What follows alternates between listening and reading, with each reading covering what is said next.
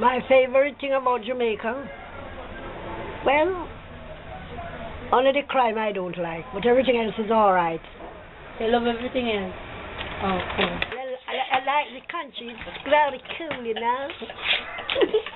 The report on the findings of a probe into the death of a 2-year-old boy who remained discovered in a suitcase at his parents' home in St. Andrew last month has been completed. Chief Executive Officer of the Child Development Agency, Carla Francis Eddy, said the report has been forwarded to the government. No word yet from the Child Development Agency or the Youth Ministry on the matter. Head of CDA, Carla Francis Eddy, would not budge when we inquired. Can you speak about the findings of the report? No, we would never be able to divulge that because we have not heard any word from the ministry as yet. I would not do that just now. Now that you have given the ministry the report, do you know what's the next step? I wait an advisement from the ministry.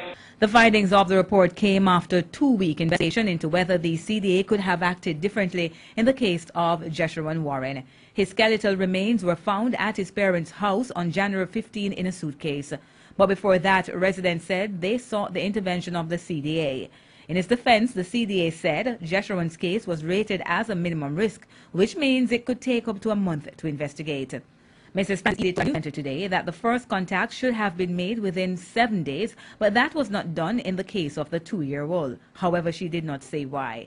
The agency also said it was challenged by a lack of resources.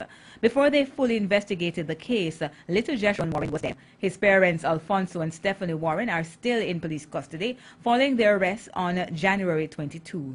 They have been charged with concealment of death and failure to bury a child. Their attorney requested a psychiatric evaluation of both parents.